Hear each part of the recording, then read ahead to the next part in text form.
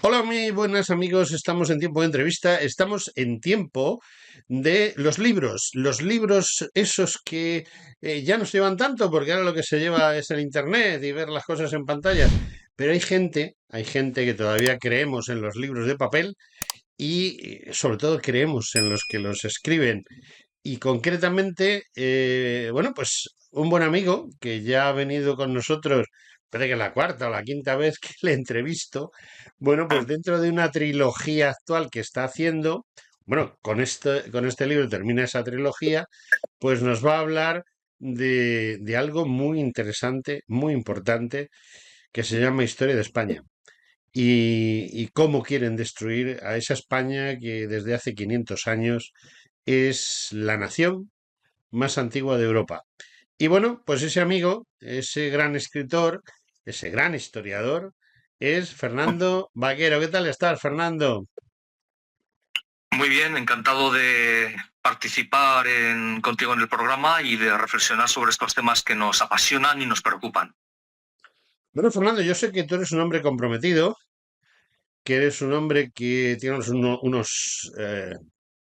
digamos, conocimientos de política y de historia de tu región, de Navarra, importantes, del antiguo reino de Navarra, reino fundamental gracias al que existe España, porque si no llega a existir Navarra, la famosa batalla de las Navas de Tolosa en 1212, vaya usted a saber lo que podría haber pasado. Pero no vamos a hablar de 1212, vamos a hablar de lo que ha pasado a lo largo del siglo XX y está pasando en el siglo XXI. Fernando, ¿cómo te has metido en esta historia de esa trilogía literaria en la cual nos cuentas los entresijos de la destrucción de España a través de precisamente los pilares básicos de ella, que son el, señoría de Vizcaya y, por otro lado, el reino de Navarra, sin los cuales España no existiría?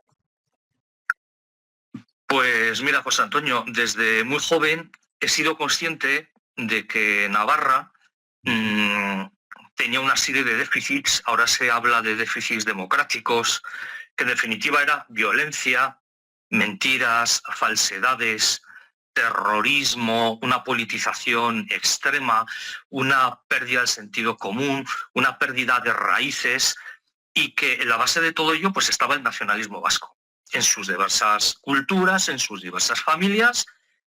Y entonces, pues bueno, pues empecé con los años pues a escribir, primero artículos, luego conferencias, luego algún libro. Y entonces pues decidí hacer un libro sintético de todo este tipo de inquietudes. De ahí que surgiera una trilogía. El primer texto pues dedicado, como no, al partido madre de la criatura, es decir, al Partido Nacionalista Vasco. De ahí biografía no autorizada del PNV, en el que hablaba pues de los aspectos más controvertidos y más desconocidos y de los que no quiere hablar el propio Partido Nacionalista Vasco, porque realmente tiene una historia oscura y sucia que quiere ocultar o cuanto menos distorsionar. En el segundo volumen pues entraba en ETA, la izquierda Abertzale y Sortu, y en el tercero pues ya entraba de lleno en el impacto del nacionalismo vasco en la historia contemporánea de Navarra, especialmente el siglo finales del XIX, que es cuando se empieza a configurar, y cuando se desarrolla en el XX, y cuando ya en el siglo XXI pues parece que empieza a determinar la propia política institucional de Navarra. Y de ahí pues este tercer título, que lo he titulado como Emboscada a Navarra, mitos, falsedades y otras tácticas del panvasquismo. ¿Por qué mitos? Porque el nacionalismo vasco se construye a partir de una serie de mitos fundadores, de mitos que ha ido incorporando, en su mayor parte de origen literario, pseudohistórico, que ha ido manipulando o falseando directamente, de ahí el segundo término de falsificaciones, tácticas, porque todo ello se ha engarzado en un entramado institucional, comunitario, hipermilitante a lo largo de las décadas, eh, dentro de cuyas tácticas, pues no olvidemos, está el terrorismo también, con un objetivo final y compartido de todas las familias nacionalistas, que es la construcción nacional vasca, que es la destrucción de España y la creación de una nación vasca. Y lo que tiene de interés, pues que los teóricos actuales del nacionalismo vasco se centran en Navarra para esta construcción nacional vasca. ¿Por qué? Porque entienden que Navarra les puede proporcionar una coartada ideológica, historicista, incluso jurídica, a partir de lo que queda de fueros, para su proyecto constructivista. ¿Por qué? Porque ellos entienden que Navarra, en sus mitos totalmente falsos, pues en algún momento de la historia habría agrupado a todos los territorios de habla vasca, y entonces ese reino de Navarra, que llega pues hasta casi primer tercio del siglo XIX, pues mantiene unos fueros, residuo de una soberanía perdida que habría que articular, potenciar a partir de los recursos de la propia Constitución y de otros procedentes de su imaginación y de su libre creatividad, y al margen, por supuesto, de instituciones jurídicas y legales, ¿no? Pero a partir de esa recuperación foral, pues una Navarra proporcionaría coartada en todos los ámbitos para articular esa nación vasca en una Europa hipotética de los pueblos. Son muchos conceptos, son muchas ideas, pues porque hemos hablado de panvasquismo y no de nacionalismo. Hemos hablado de Europa de los pueblos, cuando en teoría estamos en un proceso de integración europea a partir de los Estados-nación. Lo que ese proyecto, por lo tanto, no parece que enganche o que se abra camino, por lo menos de momento. Entonces, estas son las líneas fundamentales del proyecto concreto en este tercer libro, que modestamente creo que es el más trabajado, el más desarrollado, porque es el fruto de varios años de reflexión, de trabajo, el último que ha visto luz y en el que ya proyecto también una filosofía de la historia, una filosofía de lo que desde mi modesto entender Navarra constituye como sujeto colectivo a lo largo de la historia, y cuáles son los actores que configuran su pasado, su presente y su futuro. Bueno, la verdad es que es interesantísimo el tema, sobre todo por desconocido. Vamos a ver, la mayoría de los españoles, la mayoría de las personas que nos van a escuchar o que nos van a ver, están en la idea de, bueno, pues hay, pues está Guipúzcoa, está quizá Vizcaya, Álava quizá menos, buscando esa patria vasca o ese país vasco. Y bueno, la propaganda ha sido tan grande desde incluso antes de la muerte de Franco, que han conseguido a base de Coca-Cola es lo mejor, Coca-Cola es lo mejor, Coca-Cola es lo mejor, que la gente ya diga País Vasco y no Provincias Vascongadas, que es lo que sería lo suyo, ¿no? Entonces, tú nos metes en un nuevo terreno que tú mismo lo reconoces, que es incluir a Navarra en ese problema, igual que en un futuro esta gente pues tiene la idea de también meter las provincias del otro lado de los Pirineos, ¿no? De las provincias vascongadas francesas, digámoslo así, la Gascuña, ¿no? No creo que algunos la llaman la Gascuña. Bueno, le llaman Ujú, Iparralde, que en realidad son 3 pequeños departamentos de Nueva ujú, Aquitania dentro del territorio antaño conocida como la Gascuña. Gascuña, efectivamente. La del Sí. famoso, la del famoso mosquetero de las novelas. Bueno, lo cierto, hay un problema. D'Artagnan y su famosa boina. Sí. Bueno, lo cierto es que nos encontramos ante el Sí. problema básico y fundamental de que la gente desconoce realmente cómo hemos llegado al problema de las provincias vascongadas convertidas en País Vasco, con que mucho menos va a conocer el grave problema del que tú nos estás hablando ahora mismo, que es el de esa justificación de Navarra. Porque, bueno, realmente Navarra, y permítame, caballero, que hable un poquito yo, se incluye, es el último territorio que se incluye en España y se incluye, bueno, pues porque no hay una descendencia que sea legalmente la que deba de llevar el Reino de Navarra y simple y llanamente, pues por el devenir de la política y de la historia, Navarra acaba estando en España porque, entre otras cosas, creo que los navarros no querían estar en Francia, básicamente. Pero es lógico, porque Navarra está a este lado de los Pirineos y es el pilar fundamental sobre el que además se construye España. Lo que yo no entiendo es cómo es posible que un tipo como el que creó el nacionalismo vasco, el que creó el Partido Nacionalista Vasco, eh, en su momento le siguieran, eso haya ido aumentando y ahora nos encontremos con este problema. Sigo opinando y te pregunto a ti, esto en el fondo no es nada más que un problema de que hay unas oligarquías capitalistas de derechas que han estado manejando total y absolutamente el tema económico en las provincias vascongadas e incluso en Navarra, que se han aliado con su aliado natural, que son los contrarios, los comunistas, en este caso los adversales y toda esta gente, y bueno, en definitiva, a mí me da la ligera impresión de que su idea de nacionalismo y su idea de separar Navarra y las provincias vascongadas del resto de España no es nada más que por intereses económicos, o a lo mejor he simplificado demasiado. Me temo que sí. Por supuesto que en toda pretensión secesionista, en todo proyecto político, hay una voluntad de poder, más o menos legítima, más o menos expresa, y lo cierto es que al amparo de estas ideologías, pues se han ido configurando nuevas élites que pretenden dirigir y mangonear el país o los territorios en cuestión. Y dentro del nacionalismo vasco, pues ya en sus orígenes, desde el principio, había divisiones internas, había tensiones, había escisiones.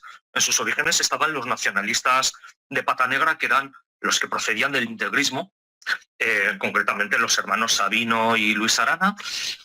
Cuando se empieza a configurar el Partido Nacionalista Vasco, pronto enlaza con una corriente más liberal, que es la que representa una familia de oligarcas, que eran los grandes navieros de la Sota, vizcaínos. A su vez, en los años en los años de la Restauración, pronto se extiende el sector más moderado, como Unión Nacionalista Vasco, el sector más radical, Aberri. Se reunifican en la Segunda República, pero pronto se van los mendigosales y Acción Nacionalista Vasco, más radicales. Y en los años 50, pues al amparo de la crisis del mundo libre, conforme los imperativos del ciclo geopolítico, pues surge una nueva generación nacionalista que rompe con los mitos y los principales elementos ideológicos de sus padres, salvo en la concepción nacionalista. Renuncian al cristianismo, renuncian a la doctrina social de la Iglesia, renuncian al liberalismo político y se entregan al marxismo-leninismo. De ahí ETA, el MLNV y la actual Sortu y su coalición Euskal Herria. Bueno, un ¿No? inciso, Entonces, hay una voluntad de Eso, poder. Por supuesto que hay una voluntad sí. de poder, pero el nacionalismo no solo es voluntad de poder, es una forma de situarse ante el mundo.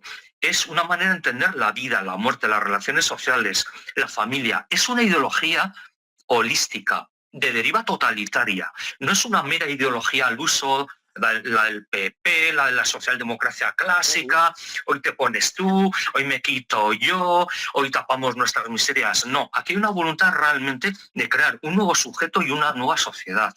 Es realmente un paquete ideológico que tiene una implicación comunitaria, de ahí tantas expresiones en la cultura, en el folclore, en el deporte, en el montañismo, en una hipermilitancia que sorprende a cualquiera que venga a Vascongadas y Navarra, o cuando Cuando sales fuera, pues te das cuenta que más allá de las Mugas, al sur del Ebro, pues la gente no tiene tanta preocupación política, ¿no?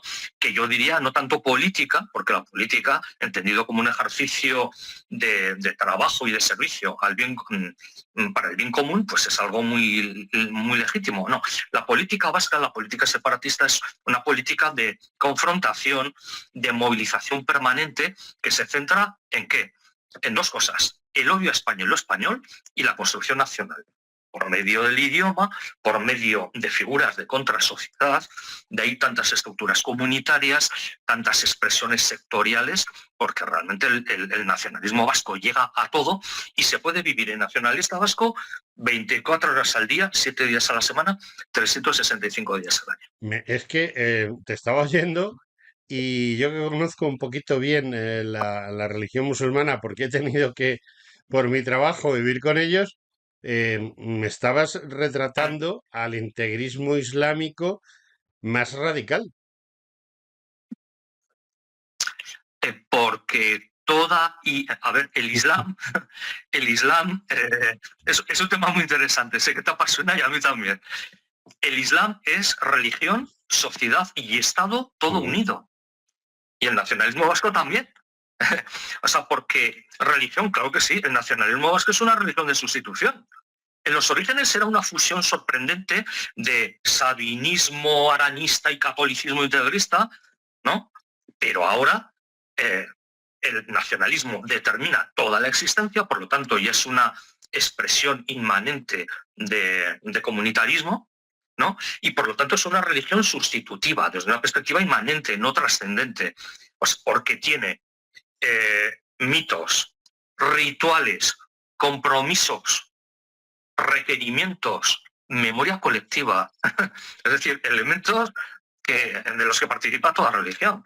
Por eso yo suelo hablar mucho del nacionalismo como una ideología de deriva totalitaria, porque a lo mejor de esa manera nos entendemos Mm. mejor, ¿no? Porque pretende englobarlo todo. Y por eso utilizo ese término que algunos amigos míos me critican un poco de panvasquismo, suena un poco retórico. No, no retórico. Pan, totalidad, vasquismo, totalidad del vasquismo. Es decir, un movimiento que quiere agrupar a todos los vascos, estén donde estén, en Francia, en España o en el estado de Nevada, que los hay muchos, y controlan hasta una universidad, y agrupando a todos los vascos, organizar y determinar toda la vida. Yo, de verdad, me quedo francamente sorprendido, pero una de las cosas que más me sorprenden en tu discurso, has hablado de algo que a mí siempre me ha llamado poderosamente la atención y es la Iglesia Católica. La Iglesia Católica le dio territorio, le dio cobijo, le dio incluso en algunos momentos la Iglesia Católica apoyó, digamos, medio militarmente a todo este asunto y luego son sacrificados por sus hijos. Es que es una cosa muy curiosa porque si observamos este panvasquismo del que tú hablas, eh, estás hablando de que tienen una historia, pero su historia consiste en destruir su propia historia a veces. Y ese es el caso que yo veo concretamente en el tema de la Iglesia. La Iglesia les dio todas las facilidades del mundo y todo el apoyo del mundo para que ellos ahora aparten a la Iglesia. ¿Es un contrasentido o eso ya estaba premeditado? ¿O es que a la Iglesia le gusta suicidarse? No, lo que pasa es que el nacionalismo Ujú. vasco es oportunista. Entonces, el nacionalismo vasco, como todos los separatismos, pues tiene la pulsión de ser más modernos que nadie. Entonces, pues a finales del siglo XIX y principios del XX, ¿qué era la moda? El nacionalismo de corte herderiano, Sí, sí, sí, germánico y sí. ario. Entonces El ellos eran romanticismo, vamos. germanistas, Ujú, herderianos, ¿no? No era un nacionalismo jacobino, ¿no? Era un nacionalismo romántico, ujú. una cosa especial. Claro, en los años 50, que era en el mundo libre, ¿qué se llevaba? La democracia cristiana, el liberalismo político, la economía social de mercado. En la época posmoderna, ¿qué se lleva? Agenda LGTB. Entonces ellos, a partir del euskera, del folclore, de una cierta transmisión del etnos vasco, no tanto racial como cultural, hasta nuestros días, pues quieren capear y instrumentalizar todo tipo de ideologías. La Iglesia es fruto de su tiempo también. La Iglesia en el siglo XIX y XX, pues en el País Vasco era casi todo. Difícilmente se podía vivir en Vascongadas y Navarra y permanecer al margen de la vida social católica, porque llegaba a todo, porque la práctica era impresionante, las órdenes religiosas tenían una fuerza formidable, pero la Iglesia Católica, pues claro, sufre también los efectos del Vaticano II, sufre los efectos del impacto del consumismo, de los movimientos de liberación de la mujer, en fin, de las ideologías críticas que desarman buena parte de los entramados filosóficos y las propuestas filosóficas y existenciales del cristianismo. Y entonces, claro, esto está en una especie de dialéctica. El nacionalismo no se le da a nadie más que a sí mismo. Entonces, la Iglesia tampoco creo que sea justo hablar de Iglesia porque, ojo, había muchos católicos que no eran nacionalistas. Entonces, en los principios, a lo largo del siglo XX y ya en el siglo XXI, a nivel de jerarquía, ha habido durante décadas, la jerarquía tenía unas relaciones más bien malas con el nacionalismo vasco. En los años 50 y especialmente 60-70 es cuando la jerarquía es tomada, los obispados, por vascos de origen, se tiene compañía, y cuando tiene lugar al amparo del Vaticano II, de la teología de la liberación, de los movimientos de liberación del tercer mundo, que no son fenómenos exclusivos de Vascongadas y Navarra. Piensa que cuando ETA se constituye y mata, y cuando algún benedictino, algún capuchino y no pocos laicos católicos de origen entran en ETA, había sacerdotes aragoneses fundando el Ejército de Liberación Nacional de Colombia, o nutriendo las filas de las FARC, o de la Alianza Libertadora Nacionalista en Brasil, en Nicaragua también, o sacerdotes belgas, en Nicaragua, etcétera, etcétera. Es decir, es una interrelación en la que es determinante la geopolítica y la mentalidad del momento. Hay dos cosas que me llaman poderosamente la atención. Una de ellas, estamos hablando del euskera. Que yo sepa, el batúa, más que el euskera, es un invento, o sea, porque yo soy lo suficientemente mayor como para haber estado allí antes de que muriese Franco, y yo he conocido un poquito la zona. Además, he tenido familia muy introducida en estos problemas, gente relacionada con tanto el Partido Nacionalista Vasco, o sea, aunque yo soy castellano, pero ya sabes que el fenómeno de la emigración en un momento dado hace que personas que son castellanas acaben siendo más vascos que los vascos de toda la vida, se metan dentro de partidos como el PNV o dentro de incluso fuerzas que están fuera de la legalidad, como es el caso del que yo estoy hablando. Pero lo que me llama poderosamente la atención es que yo sé positivamente que no existía un euskera, que el euskera se ha inventado y se ha impuesto un idioma inventado a partir de una serie de idiomas que no son exactamente así, porque en cada valle se hablaba un euskera diferente. Ha pasado, yo recuerdo, yo tengo un buen amigo en Bilbao que es de uno de esos valles, y entonces pues le llevan la televisión, ya hay la televisión en euskera y tal, y se la pone a la abuela, y que la abuela quería ver la televisión en euskera y no entendía absolutamente nada. ¿Cómo es posible? ¿Cómo es posible la creación de un idioma a partir de cero y que cuele como que es un idioma que tiene cientos de años? No, a partir de cero no, a partir de las hablas euskéricas, que vamos a ver, a lo largo de la primera mitad del siglo XX, los estudios de las diversas variedades del euskera progresan mucho, se buscan semejanzas, lugares comunes, y luego se establece que la variedad vasco-francesa del suletino, del departamento de Sola, un departamento precioso, por cierto, maravilloso, pues es el más literario, el que más flexibilidad proporciona, más recursos trae, ¿no?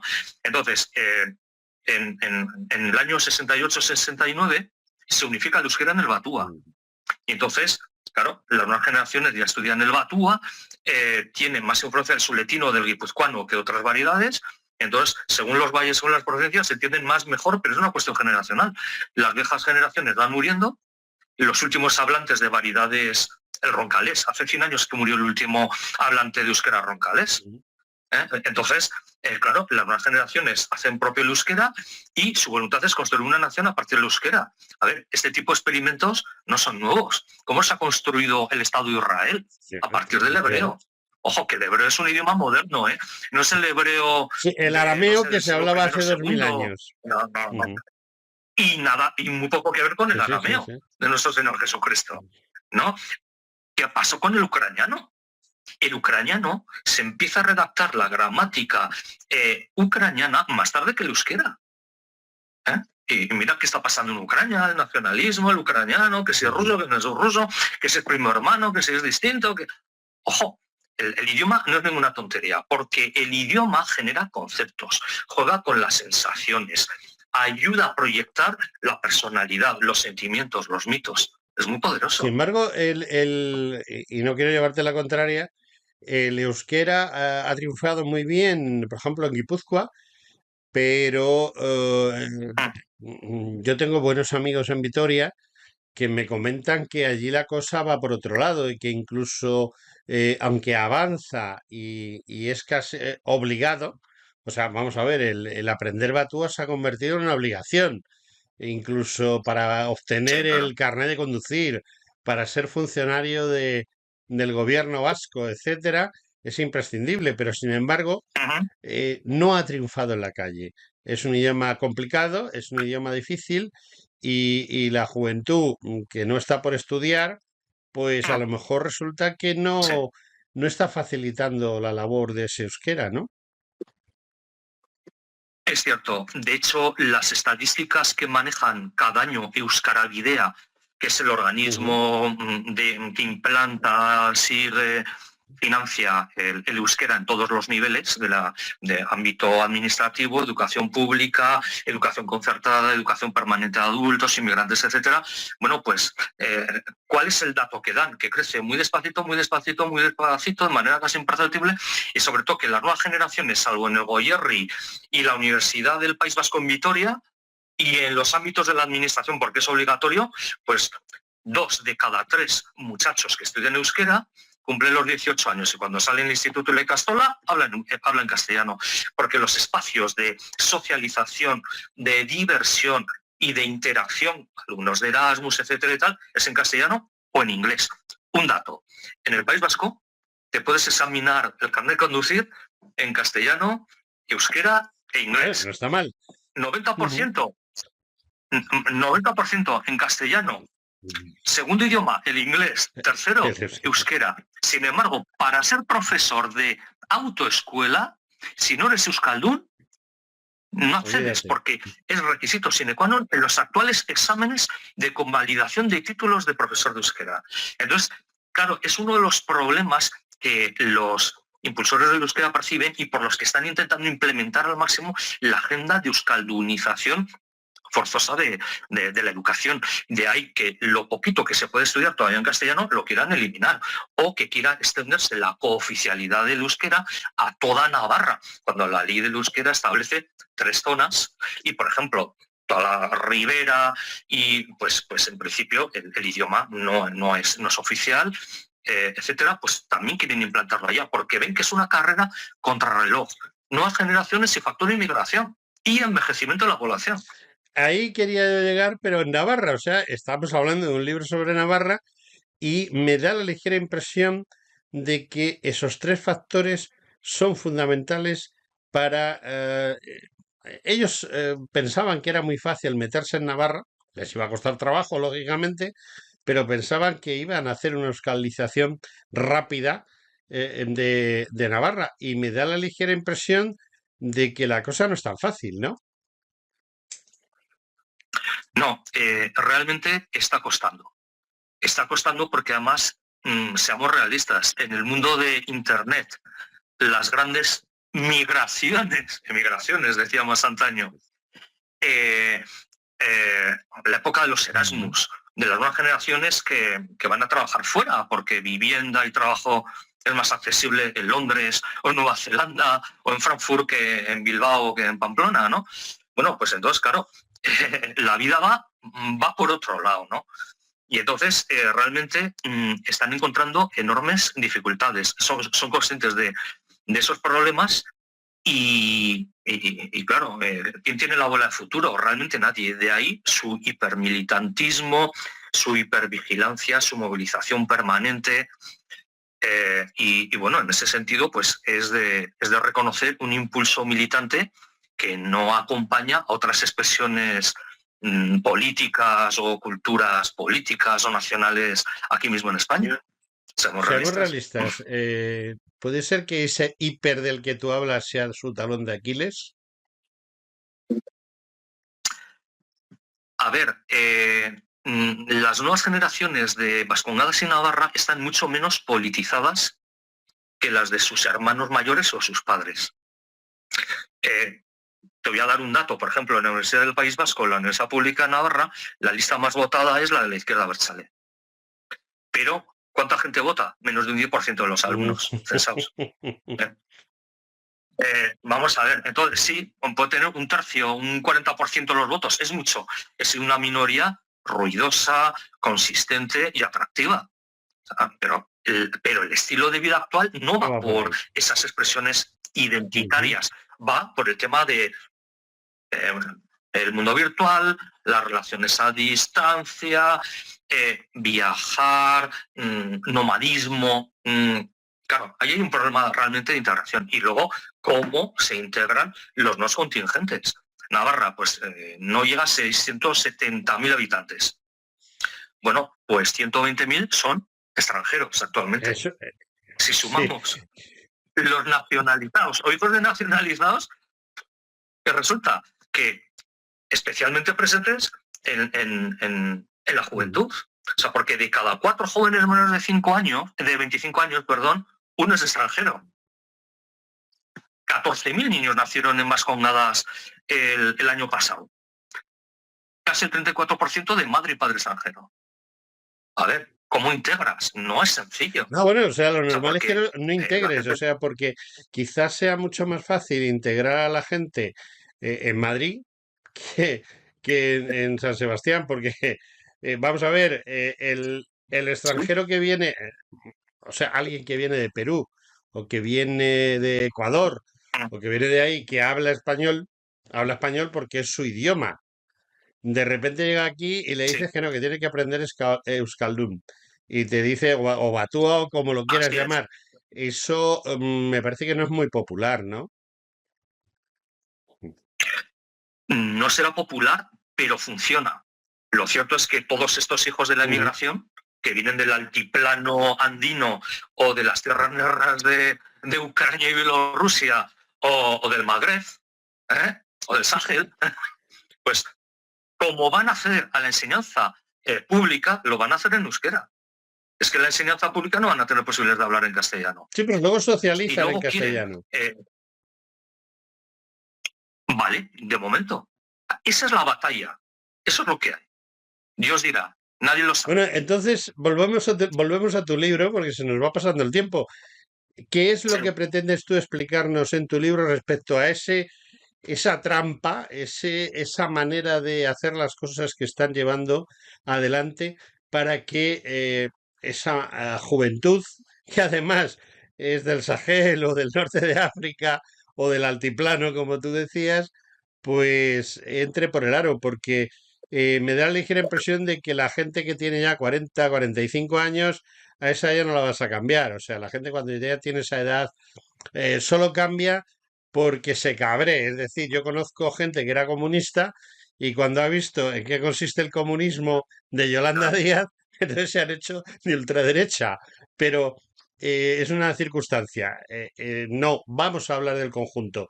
¿En qué consiste esa trampa de la que tú nos hablas, en ese maquiavelismo que están utilizando para llevarse a Navarra al huerto? La trampa es que a los navarros nos están leyendo un discurso con una música y muchos términos que nos resulta familiar y es fácil caer en la trampa de creer que somos protagonistas de un destino utópico. Destino universal que se decía hace años. Sí, efectivamente. Entonces, ¿qué pasa? Que hay un montón de hechos históricos que falsifican. Un dato, la batalla de Roncesvalles, de la que cuenta pues la Sansón de Golán, uno de los grandes poemas de la Edad Media. Bueno, pues ¿cómo la presentan en la escuela, en la universidad, en los medios de comunicación en Navarra y Vascongadas? Como el momento en el que el pueblo vascón de Navarra se constituye como pueblo y se enfrenta a los invasores franceses. Pero vamos a ver, si de la batalla de Roncesvalles o Reaga, ahora un alimento Reaga, no se sabe casi nada.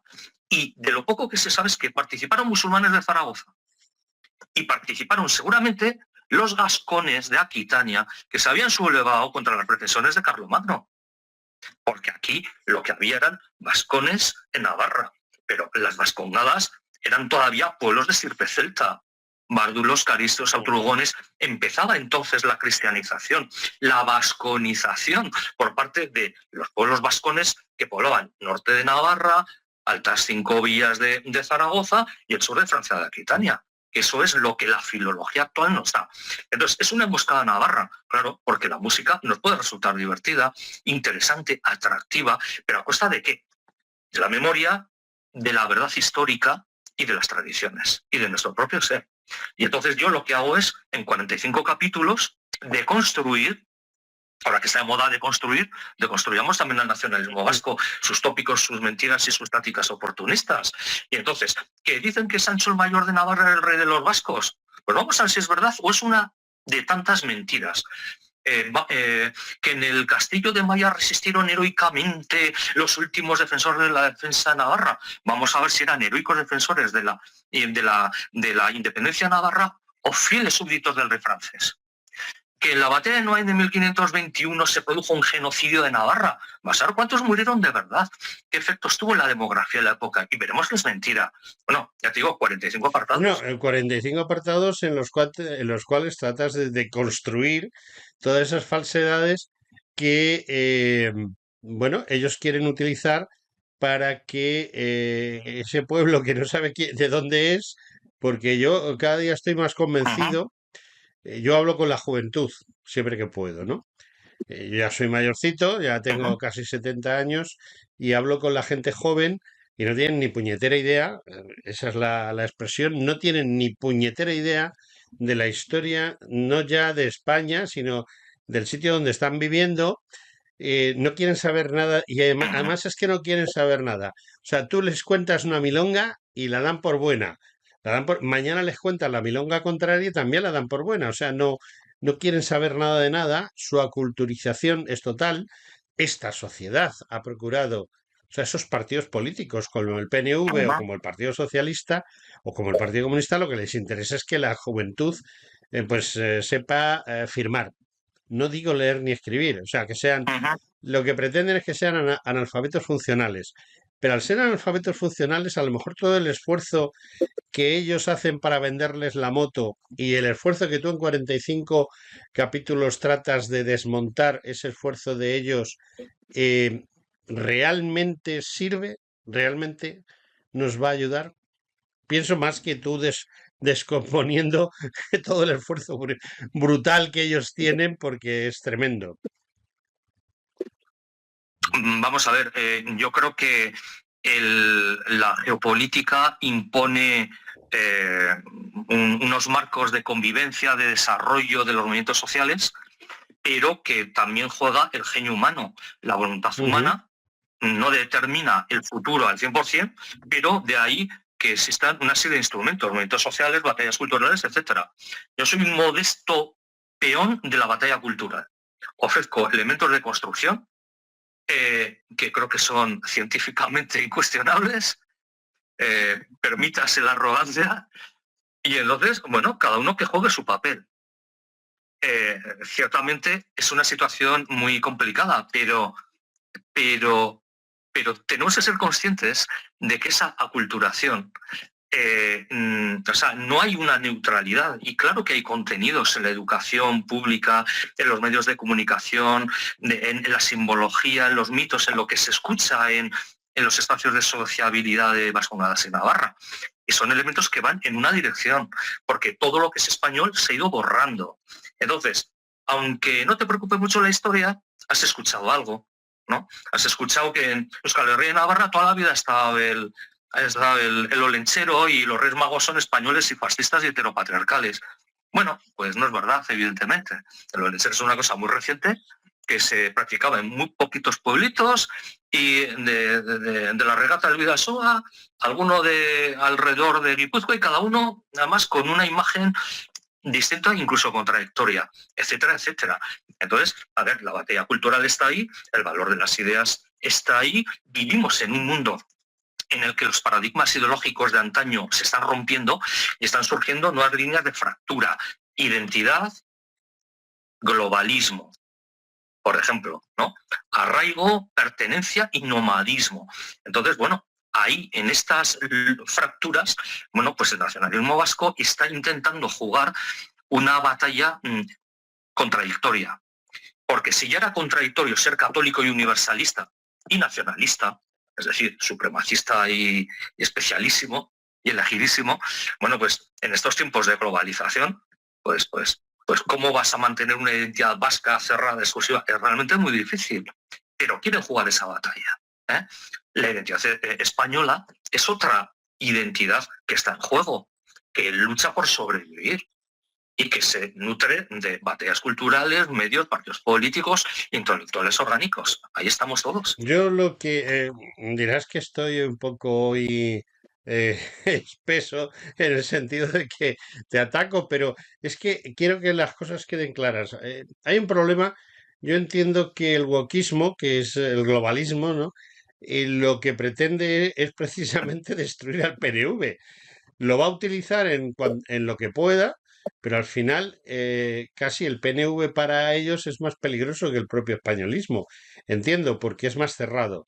Entonces, bueno, además los españoles se han rendido. Los españoles de Navarra y de las provincias vascongadas, a mí me da la ligera impresión de que salvo personas como tú y cuatro más que yo conozco, pues me parece que yo conozco a todos los que como tú están en esa lucha, el resto han optado por lo de, bueno, pues cuando yo falte ya veremos.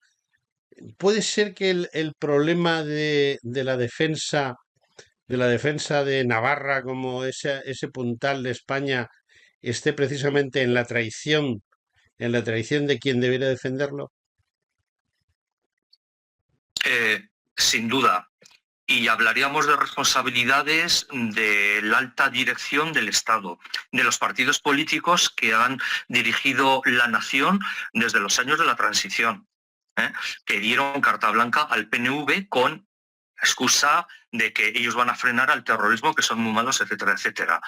Efectivamente, entonces hay muchos niveles de responsabilidad, pero yo creo que a la gente que intenta vivir honradamente, sacar una familia adelante, pagar impuestos, llevar una vida ordenada al bien familiar y colectivo, no se le pueden pedir los actos heroicos que la gente que tiene recursos, medios e instituciones para ello han renunciado a dar. ¿eh? Entonces, en ese sentido, traición, hay que ver quién o cómo. Por otra parte, muchas de las bolsas de resistencia españolista, ¿por qué han desaparecido más con gas en Navarra? Porque a muchos de ellos se les ha asesinado o se les ha empujado al exilio. Hablan de 120.000 vascos. ¿Cuántos navarros han exiliado? No lo sé. Yo conozco unos cuantos. Entonces, cuando vives décadas mirando debajo del coche por si te han puesto una bomba, es mi caso, al ser funcionario de prisiones, por ejemplo, bueno, pues evidentemente no todo el mundo lo soporta o tiene la obligación de soportarlo con la misma entereza. Entonces, traición es una palabra que yo la aplicaría desde luego a las altas instancias del Estado español, que sí que han renunciado a la batalla política y a la batalla Sí, pero cultural. Y nos han sí. dejado solos a muchos ciudadanos corrientes que queríamos llevar una vida decente, en paz, acorde a nuestros principios, nuestras lealtades y nuestras fidelidades. Y no nos han permitido hacerlo. Es que personalmente yo pienso que eso no solo ha pasado con tu región, sino que ha pasado en toda España. O sea, ha pasado en Galicia, ha pasado en Canarias. Yo lo he vivido en Canarias. He visto esa misma situación. Lo que pasa es que, claro, el canario no tiene dónde agarrarse. O sea, porque no puedes decir, no, es que yo defiendo de los guanches. Primero te dicen, vinieron los godos y exterminaron a los guanches, ¿no? Y entonces le dice, bueno, pues si los godos exterminaron a los guanches, ¿tú de quién desciendes? ¿De los guanches que Ujú. exterminaron o de los godos? Es fácil de desmontar el O de kiosco, ¿no? los- Pero lo cierto es que yo entiendo a la gente, entiendo que la gente se ponga de perfil y diga, bueno, pues allá. Pero lo que no entiendo es que los políticos, las altas instancias del Estado, hayan hecho lo que están haciendo. Lo entiendo como una traición. Simplemente se han vendido al mejor postor y el mejor postor quería Sí, destruir España. sí, pero tenemos que verlo dentro de los movimientos sociales Ujú, globales. Es decir, en la posmodernidad, la política partidaria se entiende siempre a corto plazo al servicio de los miembros del partido, de las camarillas de partido, etcétera. Es una política a corto plazo. No pretende ni grandes cambios ni grandes transformaciones. No, permanecer tranquilos, aguantar los requerimientos de Bruselas, de la ONU, de Pekín, de donde sea. Sin embargo, el nacionalismo vasco no juega con esas reglas de juego, porque su perspectiva es a largo plazo, no es a corto plazo. O sea, ellos no están pensando en 4 años más en el Parlamento español y luego me jubilo o doy el salto a Europa. No, ellos están pensando en romper España y están aplicando todas sus fuerzas, toda su voluntad y toda su inteligencia. ¿Eh? Entonces hay que verlo también porque eso forma parte del signo de nuestros tiempos. Es decir, cuando nuestros antepasados, por ejemplo, cuando dicen, no, es que en Navarra Torrequetés y el nacionalismo eran 4, ¿vale? Eran otros tiempos, otros condicionantes, el peso de la familia, de la tradición, de la iglesia, épocas de creencias políticas potentes. No había partido que no tuviera su milicia. Es decir, eran unas épocas de otra de otros hombres, de otras mujeres. ¿Por qué? Porque en el momento actual estamos en un proceso de cambio antropológico de la propia naturaleza de la consistencia del ser humano, del español medio. Entonces, hay regiones que están infectadas por ideologías fanáticas, por ideologías supremacistas, eh, que son las provincias donde el nacionalismo tiene poder. Así de sencillo. sí, sí, no, no, llevas Con razón. normas de juego ajenos han metido otras cuñas, de otra madera, otras reglas de juego, con otros objetivos. De ahí las fricciones, las contradicciones y el sufrimiento que ha generado. Ya, pero yo sigo en lo mismo. Estoy convencidísimo y creo que estarás en parte de acuerdo conmigo, que ahora mismo el gran enemigo de estos nacionalismos excluyentes, de los nacionalismos supremacistas, no se llama Madrid, no se llama España, sino que esa migración, antes lo que emigraba eran las aves, ahora parece ser que lo que emigran son los negros, pero bueno, en la vida es así. Eh, esas migraciones forzadas dentro de un plan mundial para convertirnos en una granja y esa granja, que seamos peones en la granja o como gallinitas que ponen huevos y se acabó el punto, puede ser que acaben con esta historia. Pues mira, no es imposible. Y desde luego al globalismo no le interesan identidades fuertes que se resistan, espacios de resistencia, espacios donde la gente sea más libre, construya su futuro con otras Ujú. herramientas, prescindiendo de ideologías, de la televisión, de determinadas fórmulas de expresión económica, etcétera, etcétera. Pero ¿qué pasa? Que aunque el nacionalismo vasco tema la globalización, también temerá lo mucho o poco que quede de identidad española. ¿Por qué? Porque en una sociedad en la que la gente está sola, modelos humanos alternativos siempre van a ser atractivos. Si solo están ellos, tienen posibilidades de llevarse el gato al agua. Si hay un contendiente y un rival, pues la batalla y la suerte ya no está decidida. De ahí ese empeño en borrar todo lo que significa España y español, que desaparezcan las banderas, que desaparezca la presencia del ejército, que en Navarra, cuando se estudian los libros de los colegios, el río Ebro, se dice que es un río muy caudaloso que empieza en Lodosa y termina a la altura de más abajo de Tudela. Oiga, eso es algo es terrorífico, verdaderamente, porque es lo que estamos va en contra viviendo. del conocimiento. Es lo que se está Bueno, viviendo. mira, nos estamos quedando sin tiempo. Llevamos 50 minutos hablando. Yo tratando de sonsacarte y de llevarte a mi huerto, no lo he conseguido, porque tengo muy claro que Fernando Vaquero eh, tiene a su vez muy claro lo que ha escrito en su libro. Y precisamente porque tiene muy claro lo que ha escrito en su libro, ahora le pongo deberes, como si fuese un alumno en un colegio. Fernando, tienes un minuto o dos o tres, lo que necesites, para venderme tu libro. Es decir, yo voy por la calle ahora mismo, me paro frente a la vitrina, porque así se debe de llamar, a la vitrina de una librería y veo tu libro allí. ¿Por qué entro y lo compro? Sí, porque en este libro se explica qué viene sucediendo en Navarra desde el último tercio del siglo XIX. Así de sencillo. Cuando tanta gente pregunta, ¿qué os ha pasado a los navarros? ¿Por qué cambiáis una bandera por otra? Si antaño todos requetés, ahora todos abertzales, ¿qué está pasando? Bueno, pues estos interrogantes que tanta gente me presenta cuando hablo de mis libros por diversas ciudades españolas o me conecto a YouTube y cosas de estas, bueno, pues todas esas respuestas están en el libro, de una manera científica, ordenada y totalmente lógica y coherente, entrando en profundidad en montones de los temas, proporcionando claves, bibliografía, de una manera coherente. Bueno, Si quiere usted saber qué pasa en Navarra, lea mi libro. pues vamos a hacerte caso y vamos a tratar de enterar lo que pasa en Navarra. Y lo de que los navarros eran solo requetés, precisamente he estado recientemente en un congreso sobre la España vacía y en ese congreso al final lo que hemos llegado a la conclusión es que el carlismo, pues sí era muy importante en Navarra y en Vascongadas, pero a lo mejor el número no era precisamente donde más carlistas o más requetés había, sino que había tantos en la Mancha o en Castilla la Vieja o en el Maestrazgo como podía haber en Bilbao. O sea que ahí está la cosa un poco jorobada. Bueno, hay una cosa muy clara. ¿Cómo se llama tu libro, Fernando? Sí, Emboscada a Navarra, mitos, falsedades y otras tácticas del panvasquismo. Ediciones Pompey. Bueno, pues creo que ha quedado muy claro el nombre. Creo que ha quedado muy claro lo que nos ha dicho Fernando.